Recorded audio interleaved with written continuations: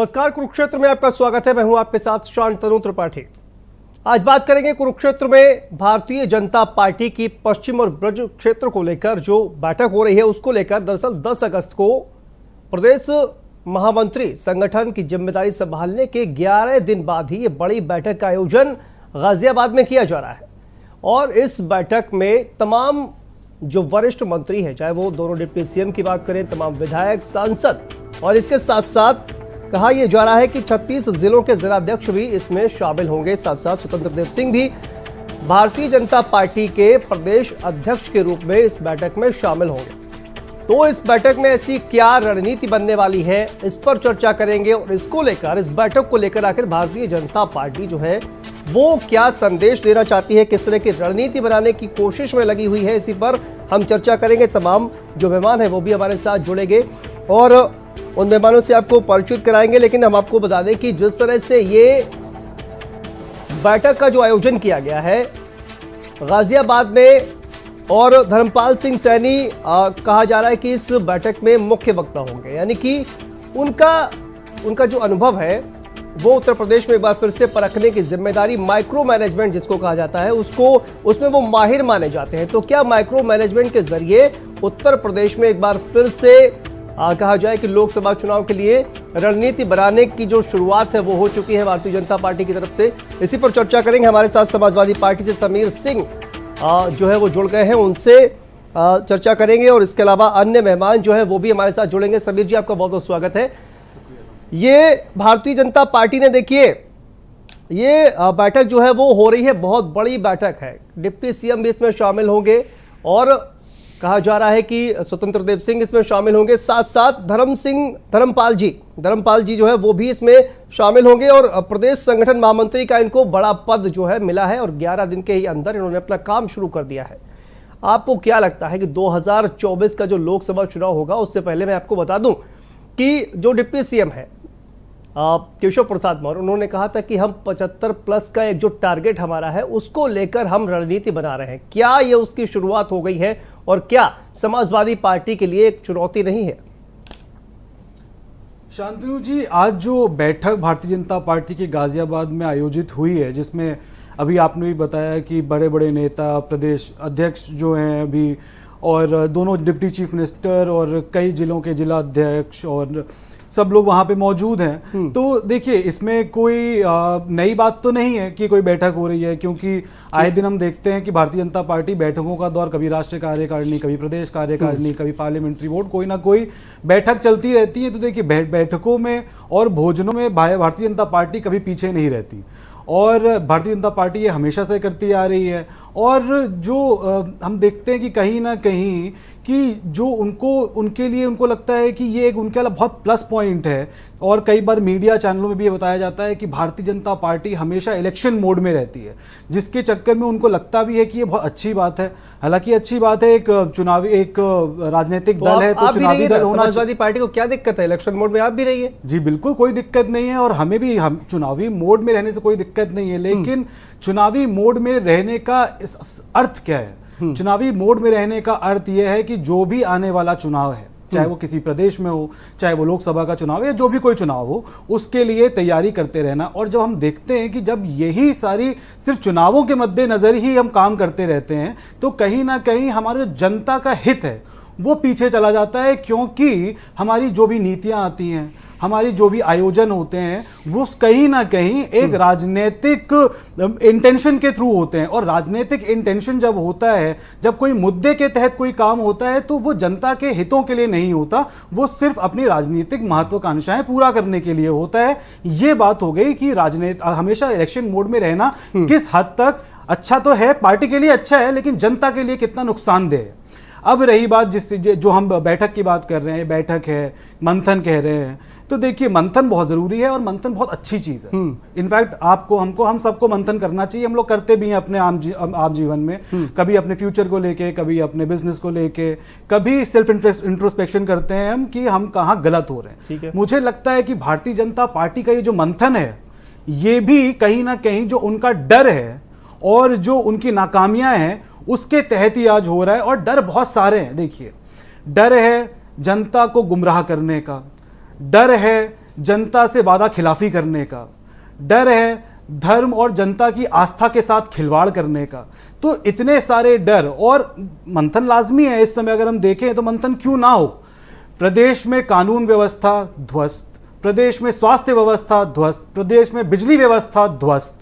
इसके साथ साथ अगर हम देखें तो प्रदेश में भ्रष्टाचार के नए नए कीर्तिमान स्थापित हो रहे हैं।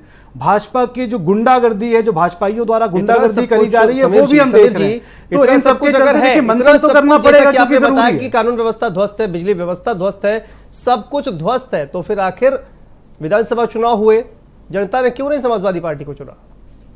जी, इनफैक्ट ये बहुत अच्छा सवाल आपने किया, क्योंकि इसमें मैं आगे भी आने ही वाला था कि जब भी कोई हम जनता की दिक्कत गिनाते हैं या फिर हम कहते हैं कि प्रदेश में कौन कौन सी दिक्कतें हैं, देश में क्या क्या दिक्कतें हैं, कैसे महंगाई और बेरोजगारी चरम पर है, कैसे जो हमारी फॉरेन पॉलिसीज हैं वो गलत हो रही हैं, कैसे हम, चाहे वो अग्निवीर स्कीम हो, चाहे वो किसान बिल हो, कैसे ये बिल गलत हैं, तो इसके पास भारतीय जनता पार्टी का सिर्फ एक आंसर होता है कि जनता ने जो हमें मैंडेट दिया है, मतलब जनता खुश है। तो देखिए इसमें दो पहलू हैं। पहला पहलू तो ये है कि देखिए जनता को आप झूठ बोल के, गुमराह करके, उनके साथ आप ढोंग करके एक लेवल तक उनका समर्थन हासिल कर सकते हैं, लेकिन ये कि झूठ का भांडा कभी ना कभी फूटता है, और आज वही भांडा है। जैसे हमने देखा कि मैं लाइव एग्जांपल देता हूं, जो अभी विधानसभा चुनाव हुआ और उसके रिजल्ट्स 2017 से 22 की सरकार रही उत्तर प्रदेश में, बड़ी बड़ी बातें करी गई, zero tolerance, law and order, 24 घंटे बिजली, सारे बड़ी बड़ी वादे किए गए, बहुत ढोल पीटे गए। और आप देखिए जनता ने गुमराह होके, जनता ने इन सब चीजों को बाय करके, जनता ने विभाजन की राजनीति को ना समझ पाने के उस पे वापस से 2022 में भारतीय जनता पार्टी को प्रदेश में रिपीट कर दिया। और आज जबकि 6 महीने भी नहीं हुए इस सरकार को, आप देखिए प्रदेश में क्या हालत है। आप देखिए कि कानून व्यवस्था, तो चलिए कानून व्यवस्था लचर है ही है, वो तो हम एक अलग ही वो हटा ही देते हैं। आप देखिए कि क्या क्या नए नए कीर्तिमान स्थापित हो रहे हैं कि प्रदेश की महिलाएं स्वयं जो लॉ एंड ऑर्डर बचाने वाले हैं, जो पुलिस महकमा है, पुलिस के लोग हैं, पुलिस वालों से ही सुरक्षित नहीं महसूस कर रही हैं। और अभी कितने दिन की घटना है, 15 दिन 20 दिन पुरानी घटना, 15 दिन के अंदर की घटना, जो नोएडा में भारतीय जनता पार्टी के नेता श्रीकांत त्यागी ने जिस तरीके से अभद्रता करी है महिला के साथ, वो देखना मतलब बहुत ही ज्यादा निंदनीय है, बहुत ही ज्यादा चिंताजनक है, बहुत ही ज्यादा आश्चर्यचकित है कि जो पार्टी महिला सुरक्षा की बात करती है, जिस पार्टी के प्रधानमंत्री, हमारे देश के प्रधानमंत्री 15 अगस्त के मौके पर लाल किले की प्राचीर से बड़ी बड़ी बातें करते हैं, महिला सुरक्षा की बात करते हैं, महिला सम्मान की बात करते हैं, उनके नेता महिला से इस प्रकार अभद्रता करते हैं। तो मेरा पॉइंट यही था कि किस तरीके से भारतीय जनता पार्टी जो विभाजन की राजनीति करती है, भारतीय जनता पार्टी जो गुमराह करने की राजनीति करती है, भारतीय जनता पार्टी जो चाहती है कि अलग अलग जलसों में, अलग अलग आयोजनों में हम महोत्सव करके जनता का ध्यान भटका पाए, वो भटकाने वाला काम बहुत टाइम तक हो नहीं। स्वागत है कार्यक्रम में। देखिए शबनम जी, आज जो सबसे बड़ा जो मुद्दा है आज हमारा बातचीत का, वो ये है कि आज गाजियाबाद में बैठक हो रही है और पश्चिमी उत्तर प्रदेश पर ब्रज क्षेत्र पर आप की पार्टी ने जो कहा जाए कि एक ध्यान केंद्रित किया हुआ है। और सबसे बड़ी बात यह है कि धर्मपाल सिंह, जो कि अभी 11 दिन ही उनको हुए हैं संगठन महामंत्री बने हुए और उन्होंने कमान संभाल ली है, तो इसमें क्या कहा जाए कि जिस तरह से आपके जो उप मुख्यमंत्री हैं केशव प्रसाद मौर्य, उन्होंने कहा था कि हम 75+ का लक्ष्य लेकर 2024 के लिए जो है अभी से तैयारी शुरू कर रहे हैं, क्या ये उसी की शुरुआत है? देखिए, निश्चित तौर पे भारतीय जनता पार्टी हर चुनाव को चुनौती के तौर पे लेती है। भले ही हम सबसे बड़ी पार्टी बनकर उभरे और सत्ता में हैं, लेकिन उसके बावजूद हर चुनाव को हम चुनौती समझते हैं। और जिस जिम्मेदारी के साथ हमारी सरकार ने पिछला टर्म पूरा किया अपने 5 साल का, और जनता ने 37 साल बाद भारतीय जनता पार्टी को दोबारा से सत्ता में लाया, वो केवल हमारे विकास कार्यों को देखकर, योजनाओं को धरातल पर जिस तरीके से हमने उतार कर लाभार्थी वर्ग को बढ़ाया, ये काबिले तारीफ रहा। जहां भी गए जनता ने इस बात को समझा और इस बात को समझकर कि कानून व्यवस्था का मुद्दा देखा जाए, 5 लाख की मुफ्त इलाज का मुद्दा देखा जाए, खाद्य सुरक्षा बिल आने के बावजूद भी लोगों तक खाद्यान्न उत्तर प्रदेश में नहीं पहुंचता था। पिछली सरकार उसे लागू नहीं करना चाहती थी। हमने खाद्य सुरक्षा बिल कानून को लागू ही नहीं किया, बल्कि कोरोना के वक्त में मुफ्त खाद्यान्न का वितरण किया। गरीब पटरी वाले रेहड़ी वालों को हमने डीबीटी के माध्यम से आर्थिक मदद दिया। किसानों को किसान सम्मान योजना के तहत लाभान्वित किया। आप जिस क्षेत्र में देखें उस क्षेत्र में विकास की गति बहुत तेज रफ्तार से बढ़ी और जनता जिस तरह से देखिए समाजवादी पार्टी, जनता ने हमारा सबका साथ सबका विकास सबके समाजवादी पार्टी देखिए सदस्यता अभियान चला रही है। वजह से शबनम जी बात सुनिए, समाजवादी पार्टी सदस्यता अभियान चला रही है। घर घर जाकर जो तमाम जो पार्टी के कार्यकर्ता है वो एक सदस्यता अभियान चला रहे हैं, पार्टी को मजबूत करने की कोशिश कर रहे हैं। क्या उसके जवाब में आपका ये जो आज गाजियाबाद में जो बैठक की जा रही है उसके जवाब में, क्योंकि अखिलेश यादव पहले से ही तैयारी कर रहे हैं 2024 की, क्या उसकी वजह से आपका ये जो एक्शन का रिएक्शन जो है देखने को मिल रहा है गाजियाबाद में? शबनम जी, चुनौती बढ़ गई है भारतीय जनता पार्टी के लिए। देखिए हमारा उत्साह तब और बढ़ गया जब उपचुनाव होता, और उपचुनाव में भी जो कहा जाता था कि सपा का गढ़ है और उसमें हमारी भारी जीत होती है। उसमें तो अखिलेश यादव जी ने कह दिया, अखिलेश यादव जी ने कह दिया कि वो उन्होंने चुनाव आयोग पर वो ठीकरा फोड़ दिया। विधानसभा के साथ साथ लोकसभा उपचुनाव पर भी उन्होंने कहा कि ये चुनाव आयोग की बेईमानी की वजह से हमारे हैं। देखिए अखिलेश यादव जी के तो बयान को जनता अब सीरियसली नहीं लेती, तो राजनीतिक क्षेत्र के लोग तो उसे और भी सीरियस नहीं लेते, क्योंकि जब तिरंगा यात्रा होता है तो वो तिरंगा के तारीफ में बोलने के बजाय तिरंगा के डंडे से दंगा करने पे फोकस करते हैं। जब वैक्सीन आता है तो वैक्सीन लगवाने के लिए जनता से निवेदन करने के बजाय कहते हैं ये बीजेपी का वैक्सीन है। जब चुनाव आता है तो कहते हैं कि बैलेट पेपर से होता था तो इन्हें अच्छा लगता था, ईवीएम से चुनाव में ये कहते हैं कि ईवीएम में गड़बड़ी है। जब ये बड़ी संख्या में जीत के आते हैं तो कहते हैं ईवीएम सही है। अब चुनाव आयोग पे ठेकरा, जब घोटाले और भ्रष्टाचार करते हैं तो ईडी पे ठेकरा। तो इनका परसेप्शन, इनका संघर्ष, इनकी सोच, इनकी विचारधारा सब कुछ अब जनता की समझ से परे हो गया है, क्योंकि ये जनता के बीच रहते नहीं है। भले ये सदस्यता अभियान करते रहे, हमारे सारे कार्यक्रम जनता के बीच होते रहेंगे। जी शांतनु जी, शायद शबनम जी जो अभी चुनाव जीती हैं, हाल ही में जो चुनाव जीती हैं, उसके अहंकार में या उसके कॉन्फिडेंस, ओवर कॉन्फिडेंस जिसमें आके ये बोल रही है, शायद ये इन्होंने शायद आंकड़े नहीं देखे, इन्होंने शायद ये नहीं देखा कि हमने जो हमारा 2017 का रिजल्ट था और उसके बाद जो 2022 का रिजल्ट था उसमें डिफरेंस क्या था। सीटों की बात अगर करें तो उसके बाद शायद इन्होंने ये भी नहीं देखा कि जो परसेंटेज ऑफ वोट्स था, तो मतलब जनता का जो समर्थन था अखिलेश यादव जी के लिए वो कितना बढ़ गया था, इनको शायद वो भी नहीं देखा। और सबसे चलिए ये तो जनता की बात है, जनता की बात तो इनको वैसे ही नहीं दिखती, इन्हें अपनी पार्टी की हरकतें नहीं दिखी, इनकी अपनी पार्टी के अंदर उथल पुथल नहीं दिखी।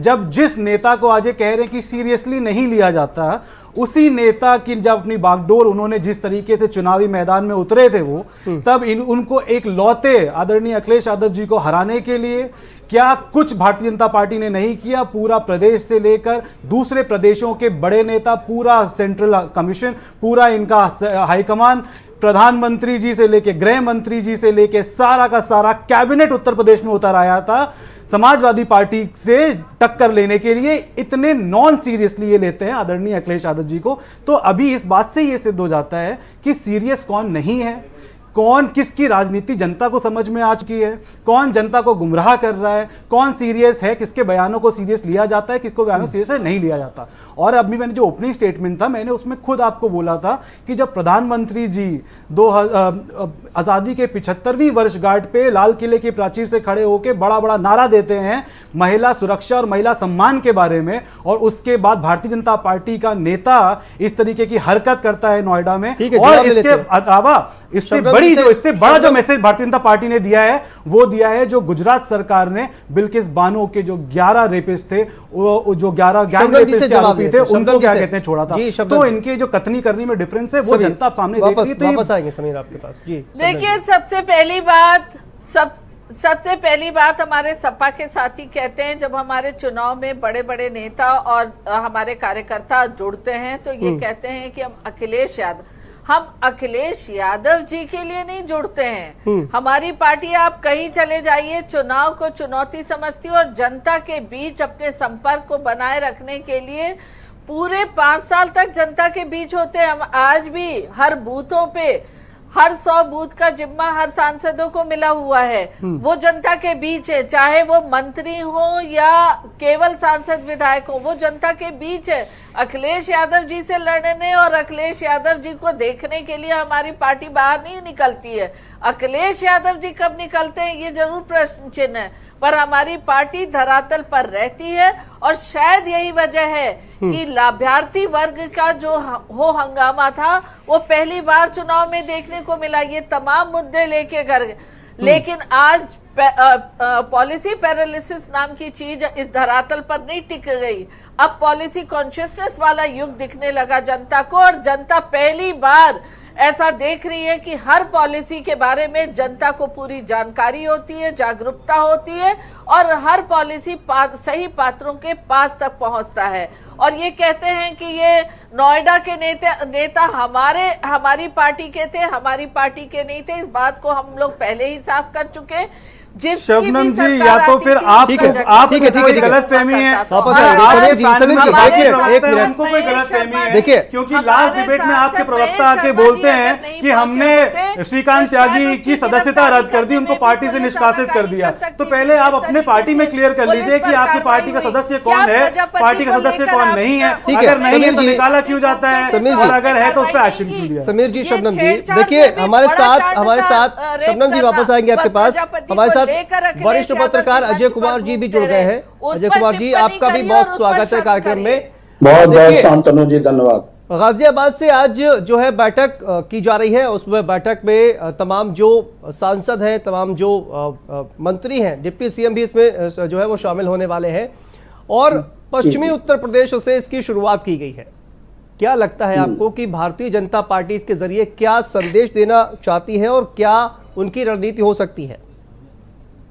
शांतनु जी, देखिए, धर्मपाल जी संगठन मंत्री बनाए गए हैं उत्तर प्रदेश के जी। सुनील बंसल जी महामंत्री बन करके अब केंद्र में चले गए हैं। लेकिन भारतीय जनता पार्टी का एक सिस्टम है अपना, अब तो नया कल्चर आ गया है।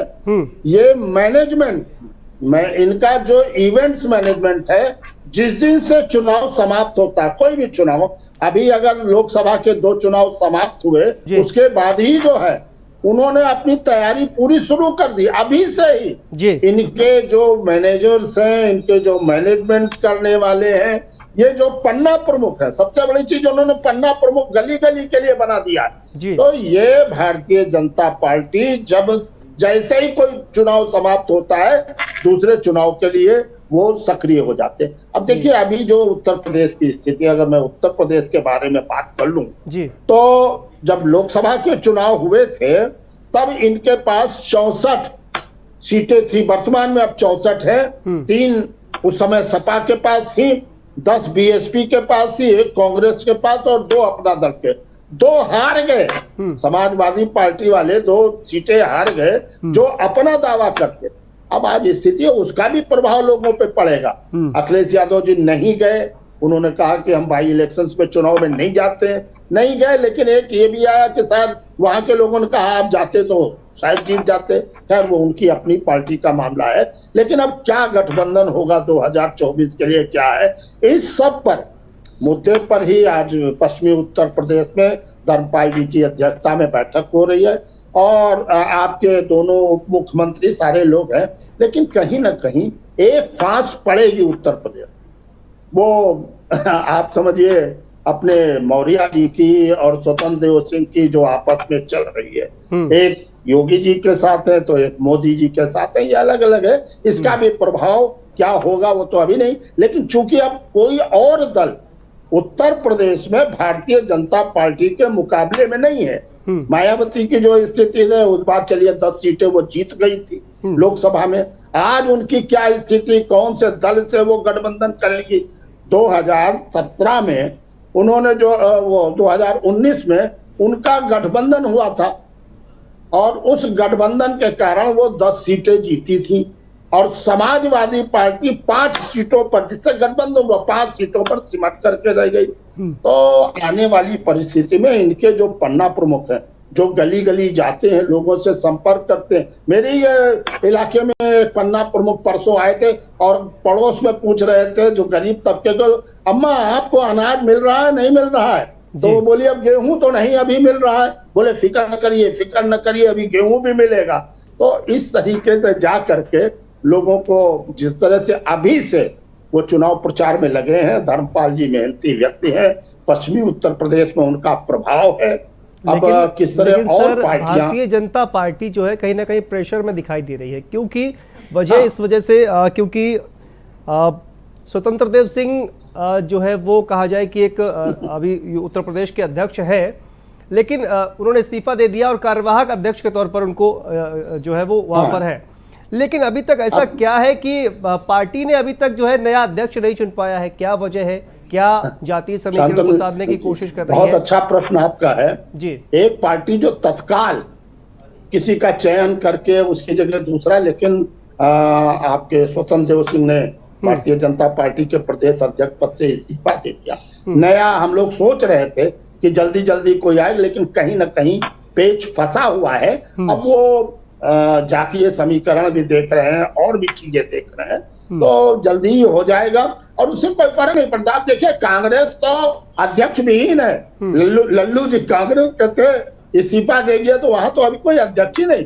लेकिन यहाँ चल रहा है, सोच भी ठोक बजा करके ही ये करेंगे, क्योंकि केंद्रीय समिति जब बनी उससे कुछ लोग बाहर किए गए, नितिन गडकरी जैसे लोगों को बाहर किया गया, तो सारे शिकवे सब।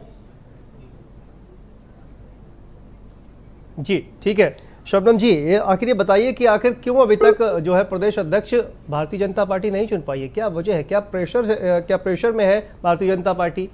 अंदरूनी कुछ जो है प्रेशर चल रहा है शबनम जी? देखिए भारतीय जनता पार्टी में कोई अंदरूनी प्रेशर नहीं है। भारतीय जनता पार्टी अपने अध्यक्ष भी जल्दी ही चुन के लाएगी, लेकिन भारतीय जनता पार्टी का संगठनात्मक कार्य उसी रफ्तार में अभी भी चल रहा है। देखिए हमारे महामंत्री बदले गए, दूसरे महामंत्री बनाए गए, तमाम केंद्र से लेके प्रदेश तक में संगठन में बदलाव हो रहा है और जल्द ही आपको नए हमारे अध्यक्ष भी दिखेंगे। और भारतीय जनता पार्टी लगातार जी क्या इस बैठक से अध्यक्ष का नाम निकल सकता है? और लेकिन जो भी शबनम जी, क्या ये जो बैठक हो रही है इससे अध्यक्ष का नाम निकल सकता है क्या? देखिए इस बारे में तो हमारे वरिष्ठ नेता ही कुछ बता पाएंगे कि इससे निकल पाएगा कि नहीं, लेकिन आपको इतना जरूर आश्वस्त करती हूँ जल्दी ही अध्यक्ष का नाम उजागर होगा। और इस बात को बताती हूँ, अध्यक्ष बनाने के पहले या किसी भी संगठन में कोई भी फेरबदल करने के पहले भारतीय जनता पार्टी सारे समीकरणों को बहुत मजबूती से देखती है। कौन सबसे योग्य और कौन सबसे उपयुक्त किस पद के लिए होगा, उसको भी ठोक बजाने के बाद ही देती है, क्योंकि हमारे इधर अध्यक्ष फिर 5 साल के लिए रहते हैं। और आपने देखा कि इस पूर्व के अध्यक्षों का भी जो योगदान रहा पार्टी को मजबूत बनाने के लिए, सरकार के कार्यों को धरातल तक पहुंचाने की, एक समीक्षा करने की, ये सारी चीजों में मजबूती रही। अब नए संगठन मंत्री आ गए हैं और साथ साथ इस कार्य को भी जल्दी ही संगठन कर लेंगे। ठीक है समीर जी, आपके पास आते हैं। जिस तरह से देखिए 2024 की रणनीति तो अभी से भारतीय जनता पार्टी ने बनाना शुरू कर दी है और आपकी जो पार्टी है वो भी लगातार कहा जाए कि सदस्यता अभियान है वो चलाया जा रहा है। इस बार 2024 का जो लोकसभा चुनाव है उसमें समाजवादी पार्टी क्या अकेले दम पर चुनाव लड़ेगी या फिर किसी के साथ गठबंधन करेगी? क्योंकि इस बार जो विधानसभा चुनाव में आपने गठबंधन किया, वो जो आपके तमाम साथी है वो धीरे धीरे करके बाहर चले गए हैं गठबंधन से। 2024 में क्या एक बार फिर से कांग्रेस के साथ या फिर अन्य दलों के साथ एक बार फिर से आप हाथ मिलाएंगे भारतीय जनता पार्टी को हराने के लिए? क्योंकि क्या अकेले दम पर समाजवादी पार्टी हराने का दम रखती है भारतीय जनता पार्टी को 2024 में? देखिए आपके प्रश्न का जवाब तो मेरा अलग होना था, बट क्योंकि आपने जो लास्ट में ऐड किया है लाइन, तो उसके संदर्भ में अगर मैं बात करूं तो बिल्कुल समाजवादी पार्टी बिल्कुल दम रखती है, बिल्कुल इतना विश्वास रखती है कि भारतीय जनता पार्टी को अकेले दम पे भी हरा सकती है। जैसे 2022 का भी चुनाव था तो उसमें भी हमारा राष्ट्रीय अध्यक्ष आदरणीय अखिलेश यादव जी ने जो गठबंधन किए थे, तो गठबंधन करने के पीछे उनकी जो उनकी इंटेंशन थी वो साफ थी कि हमें समाज के अलग अलग जो वर्ग हैं उनको जो रिप्रेजेंट करने वाले जो पार्टियां हैं, जो क्षेत्रीय दल हैं, वो उनके साथ गठबंधन करें ताकि उनको रिप्रेजेंटेशन मिले। ताकि अगर जो क्षेत्रीय दल हैं वो जिस समाज को बिलोंग करते हैं, अगर उनकी समाज की आवाज ज्यादा अच्छे से बुलंद कर पाए हमारे साथ रह के, तो इस वजह से गठबंधन हुआ था। ये बात आपकी सही है कि हर कोई ये ओपन प्लेटफॉर्म पे है कि समाजवादी पार्टी का जो गठबंधन था उसमें से कुछ दल अलग हो चुके हैं, लेकिन अभी भी हमारे पास आरएलडी से गठबंधन है जो कि हमारे उस गठबंधन का सबसे पुराने साथी हैं। अपना दल कमेरावादी से भी हमारा गठबंधन अभी है। लेकिन जो आपका क्वेश्चन था कि क्या हम 2024 भारतीय जनता पार्टी लगातार प्रहार करती रहती है, वो है कि समाजवादी पार्टी अगर टिकट देगी तो अपने ही परिवार के सदस्यों को देगी। इस कहा जाए कि इस आरोप से किस तरह से बचने की कोशिश करेगी समाजवादी पार्टी? नहीं, ऐसी तो कोई बात मुझे नहीं लगती कि समाजवादी पार्टी टिकट देगी तो अपने ही परिवार वालों को देगी। इस बात में किस उसमें ये बात निकल के आई मुझे नहीं समझ में आ रहा है, क्योंकि हमने देखा कि 2022 का चुनाव जब था तो कितने ऐसे लोग थे जो पार्टी में, जो हमारे आदरणीय अखिलेश यादव जी के परिवार के ही लोग थे, उनको टिकट नहीं दिया गया। तो ये कहना कि देखिए ये भारतीय जनता पार्टी प्रोजेक्ट जरूर करना चाहती है इस तरीके से कि आपने देखा होगा कि इनका एक नया जो जुमला है, जो जिस नए एंगल पे ये काम करना चाह रहे हैं वो भी हमें देख रहा है कि भारतीय जनता पार्टी, मतलब हालांकि वो हमारे देश के प्रधानमंत्री हैं, लेकिन जिस तरीके से वो बात करते हैं, जिस तरीके से वो मन की बात करते हैं या ऐसे इंपॉर्टेंट ओकेजन परिवारवाद का आरोप बहुत लगाते हैं। जी, परिवार, वो नया एंगल वो बुनने की कोशिश कर रहे हैं। और सबसे अच्छी बात तो क्या, सबसे बड़ी बात जो है वो एक में शेर मुझे याद आया मुनव्वर राणा जी का है कि बुलंदी देर तक किसी शख्स के हिस्से में नहीं रहती है, बहुत ऊंची इमारतों में समस्या सबसे ज्यादा होती है। तो भारतीय जनता पार्टी या प्रधानमंत्री जी जब ये सब बातें करते हैं तब वो खुद ये भूल जाते हैं, एक तो अपने गिरेबान में झांक के नहीं देखते। सबसे ज्यादा परिवारवाद तो खुद भारतीय जनता पार्टी में है, लेकिन क्योंकि जो विपक्षी दल हैं उनका परिवारवाद दिखता ज्यादा है, इसलिए ये नैरेटिव बिल्ड किया जा रहा है प्रधानमंत्री द्वारा और भाजपा द्वारा कि भारतीय जनता पार्टी तो देखिए परिवारवाद मुक्त है। भारतीय जनता पार्टी में ना राजनाथ सिंह जी के परिवार में कोई परिवारवाद है, ना बाकी अन्य कितने नेता हैं, अनगिनत ऐसे नेता हैं जिनके जो परिवारवाद के तहत ही भारतीय जनता पार्टी में चल रहे हैं, लेकिन उसके बाद ही भारतीय जनता पार्टी को वो नहीं दिखता। लेकिन विपक्ष पे प्रहार करने के लिए एक नैरेटिव बिल्ड किया जा रहा है जो कि बहुत ही ज्यादा मुझे लगता है कि दुखद है।